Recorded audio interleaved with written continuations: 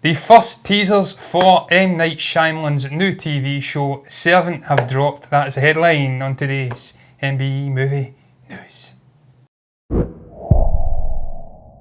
They certainly have, John, and they were very, very brief. 15-second clips, I think, both of them were. 15-second clips, yes. And I'll tell you something, John, that first one creeped me out. Not because it was really creepy, but it was because there was a little child in it with really weird eyes. But listen, this Servant is, you'll be shocked to hear, is a psychological thriller. Coming on Apple Plus. This is going to be set in Philadelphia, and it stars the likes of Lauren Ambrose and Toby Kebbell, John. Yes, Stephen, I'm looking very much forward to it. I can't lie, I didn't even know it existed until earlier on today, and I'd seen obviously the news that these teasers had dropped. But this is the beauty, Stephen, of these new streaming services popping up, the likes of Apple's, the likes of obviously Disney's. We will see more and more TV shows like this becoming a thing, coming into fruition. And certainly with Apple's one, they are, as they say in this article, going for a more higher calibre director, filmmaker in general. They're tapping studios like A24, who are renowned for producing great movies. So you'll see things like this perhaps, certainly in the initial stages before the service becomes a thing, premiering. You will see more and more things like this perhaps coming out of nowhere, certainly for us if we're not keeping an eye on it, close tabs.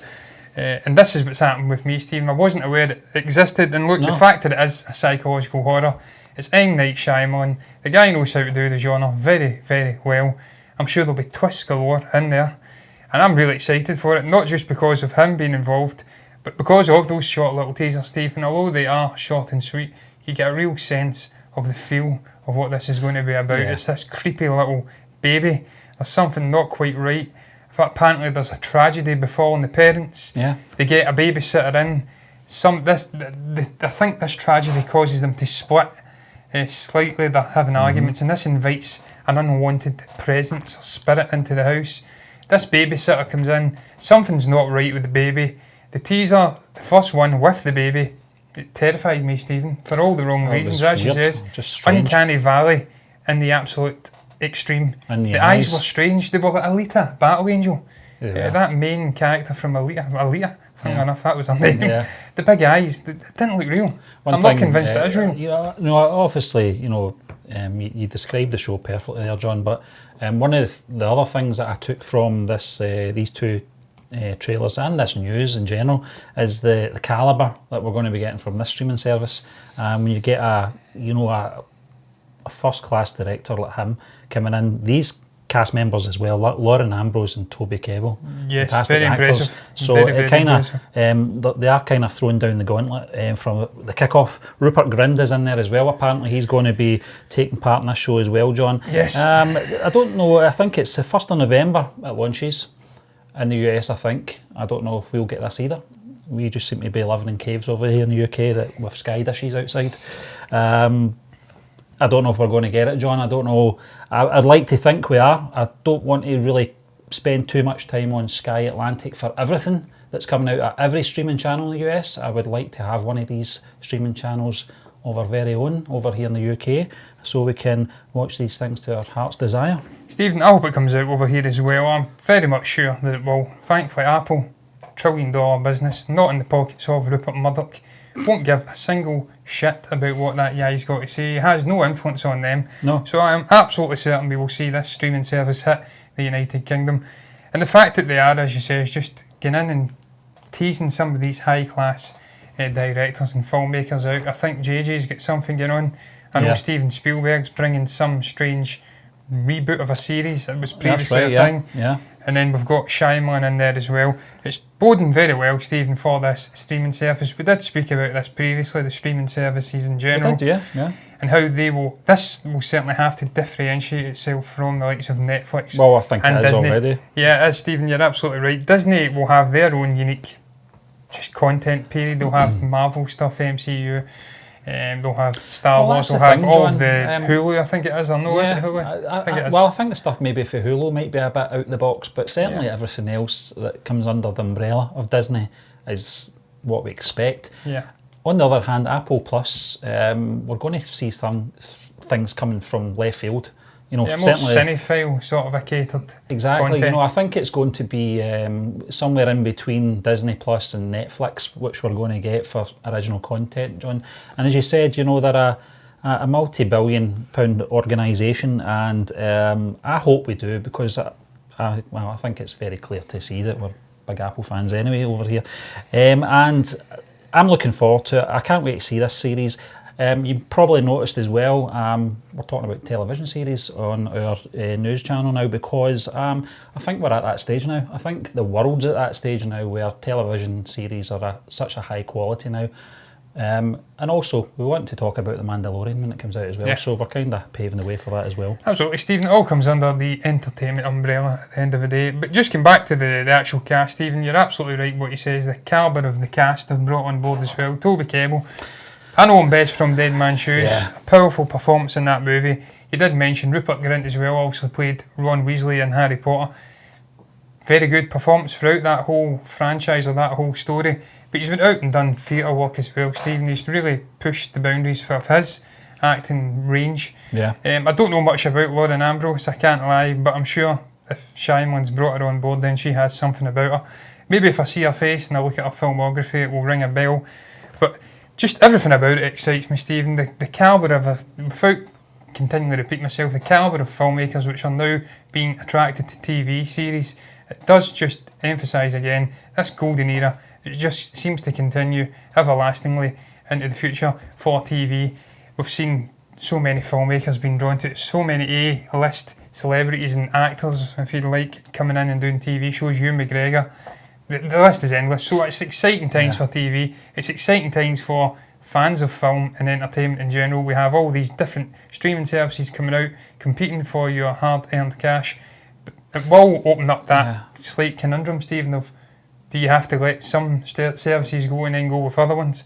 Beauty with Netflix is you can cancel it and start it up anytime you want without penalties. Exactly, John. The only thing that's sort of concerning about Apple Plus is obviously we're only 6 weeks away from its release, and this is all we've got so far. So I don't know if there's going to be other announcements, John. Well, they do say that this will not premiere on the service. It will come out shortly after. I know that you mentioned the likes of J.J. Abrams' project and Steven Spielberg's project, but that's as far as we've got, John, and that was months ago we were talking about that. I don't know what they're going to obviously have on it. Is this going to be an amalgamation of what's already on like Apple TV? Could be. Is that why they've got the Plus in there? Is it going to be... Disney have got that Disney Life, haven't they? And it's going to be, obviously, that's the expansion of that. So, well, Stephen, you've also got Oprah's book club as well. I think this is a sort of a sit-down show. I've not read into it all that much, but yeah, it'll launch in Apple Books. So she essentially has a book club. She will, I presume, read a book, and then she will share her thoughts on it, and perhaps you can join her on that journey. So they're doing different content, slightly zany ideas, more cinephile-centric stuff for out-and-out film fans, and they're bringing in high-class calibre filmmakers in general to really make this a reality. So I'm excited for it, man. I'm excited to see where this goes, who's going to prevail in the end. All of these warring companies all have insane amounts of money. Netflix keep pouring millions of dollars into their movies and their TV shows, original content in general, documentaries and a lot. Amazon, $1 trillion company. Apple, $1 trillion company. Disney, insanely wealthy as well. So it'll be interesting to see them all warring for viewership and whatnot and who comes out on top in the end. But if Apple Plus consistently produces content like this, and just based off the teasers, I've not seen it, it may be absolutely crap, but if it turns out to be half as good as it looks from the teasers, they're on to a winner. Yeah, certainly are, John, and we'll move on to our next article, something else that's obviously exciting us here in the UK, although we might never see it over here, is The Shining 4K restoration is coming to theatres ahead of Doctor Sleep. Now, we've already sampled this before. I think it was maybe 2 or 3 years ago, John. It might have been a little bit longer than that, actually. For Terminator 2 Judgment Day, which had I think it was a one-day release over here in the UK, certainly here in Scotland. I couldn't make it. I was raging. I wanted to see this in 4K because they did, not just did they restore the quality of the film, but they superimposed Arnie's face into that stunt double scene, which always bugged me because it clearly wasn't him. And they sorted out the windscreen as well. It was worse than that scene in Home Alone when Kevin was going across the wire, And it clearly wasn't him. It was a short man, you know, with a red jumper on. And the infamous scene at the beginning of Back to the Future 2 where it's clearly not Christopher Lloyd in that car. Some red-faced chap who's been hitting the alcohol. So, but anyway, we're off on a tangent already. The Shining, John, in 4K, in the cinema. How do you feel about this? Because this is a film that came out before I was born, I think. I was probably maybe 1 or 2, I can't remember. So I had no chance of getting to see this in the cinema. One of the things that I always enjoy about this film, I know it's going to be cleaned up, it's going to be very crisp, but the thing that I look forward to the most, and the thing I always enjoy about the version that we've already seen, is obviously the score and the sound. Stephen, that is one of the primary reasons why I pray to sweet baby Jesus, if he's up there listening, that this movie does make its way over here. This 4K restoration, it does appear in numerous theatres in the United Kingdom and in Scotland. Well, I really only care about Glasgow and Scotland, really. If it doesn't go to anywhere else in the United Kingdom, then boo-hoo, tough luck. As long as I get to see it, selfish git that I am. But that is the primary reason, Stephen, just to hear that incredible score and the soundscaping and everything. What Kubrick managed to conjure up in that movie was utterly genius. It was groundbreaking, as all of the guys' movies were. Just the sense of claustrophobia within this setting, that it looked bigger inside than it was outside, and just utilisation of so many interesting concepts and techniques. The way he just absolutely destroyed, I think it was Shelley Duvall, in terms of almost bullying her off the camera. I don't think she ever recovered. Yeah, just trying to batter her emotionally so he could get the best performance out of her on screen. These are all things, Stephen, that I didn't get to appreciate on a big screen, much like yourself. Yeah, born in 1989, way after this movie released originally. Things like this make me want to go back and appreciate it on a bigger screen, and I hope I get the chance. We've seen it with the releases, the special editions for Star Wars. Sadly, I missed them. Don't know what happened. You got to see the 25th anniversary of Back to the Future. Yeah, got to see the Back to the Future in the theatre, and it's a beautiful experience, Stephen, getting back to watch these classic movies on the big screen. There's nothing like being in a theatre and experiencing it the way it was supposed to be experienced. I agree with Spielberg and people like that to a degree when they talk about this special feeling, that the aura you get when you go in and share with strangers, that experience of watching and consuming art. It's something special. It's truly something to behold, and I hope I get the chance because it's one of my all-time favourite horror movies, Stephen. Just an incredible film. I know, obviously, Stephen King doesn't like the adaptation. I did, but I've never read the book, so it's a moot story, or a moot argument, really. But yeah, I hope it comes because I want to see Jack Nicholson in all his glory in this movie. We'll obviously be keeping an eye on that one, John. But here is another piece of news on Last Blood. We've never stopped talking about this film. You've seen it, John. I've not seen it yet. And the headline is Last Blood audiences like the movie much more than the critics. Shock horror.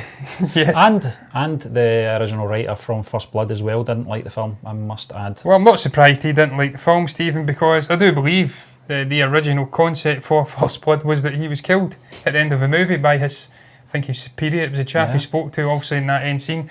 He killed him and put him out his misery because he was a very tormented chap in that movie. That's right, yeah. He had his demons and he couldn't get over it. Yeah, we're getting a successful film, John, and you get a successful actor. You're not going to kill a cash cow. Exactly. Stallone when he was in his absolute prime at that time, so you're never going to kill it off. They've seen the chance to make more money, make this a franchise. Franchise, they made it. This is the 5th in the franchise. Yeah. And Stephen, I couldn't disagree more with the critics if I tried.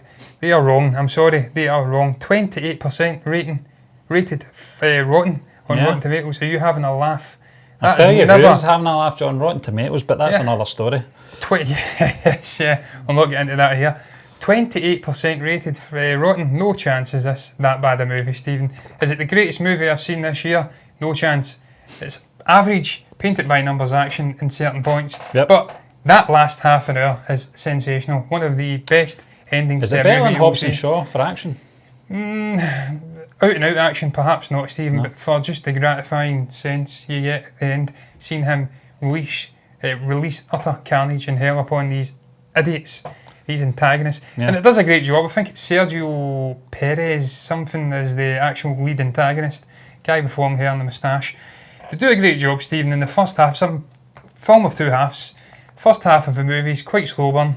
They set up just what these antagonists, these tricky cartel chaps are up to. They're coming across the border and stealing people across, selling them off for obviously various nefarious reasons and whatnot.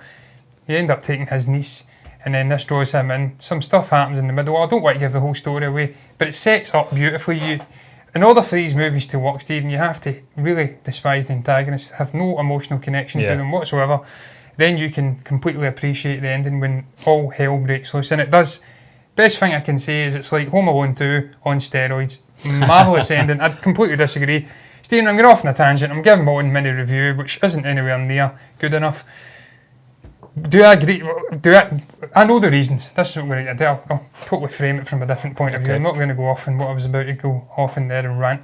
But you know the reasons why this is rated so poorly from the actual critics, because we've got into it before, Stephen, with a whole array of different movies, Death Wish and whatnot.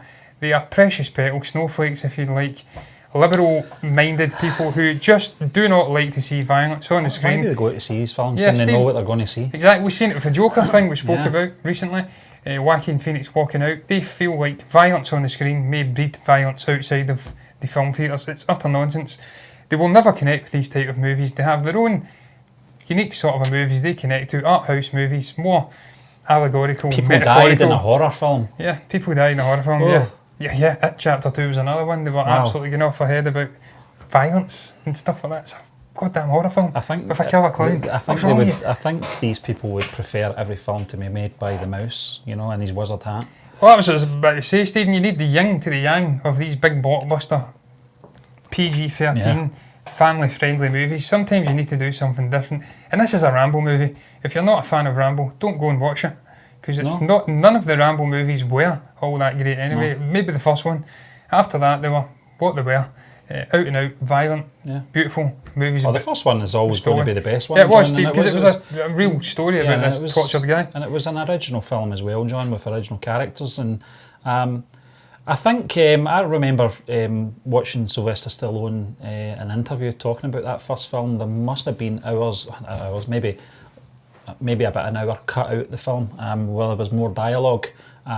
He himself admitted the film looked like it was an absolute mess, and they cut out about an hour of the film. I'm obviously, paraphrasing here. It might have been Star Wars, Stephen. But the actual more dialogue they took out, he actually phrased one of the phrases that he said in it, and it was cringeworthy. I can't remember what it was, John, but he said that the best thing they did was cut down the dialogue. They obviously cut a lot of scenes out of it, and they made the film. Because I don't think much like Arnold Schwarzenegger in his early films, he didn't have much to say. No. Just his presence. Stephen, that's like Star Wars, the original Star Wars movie. It was an absolute shambles initially. Then they brought in editors and they framed the movie slightly differently, and it completely transformed it. And it became one of the greatest movies of all time.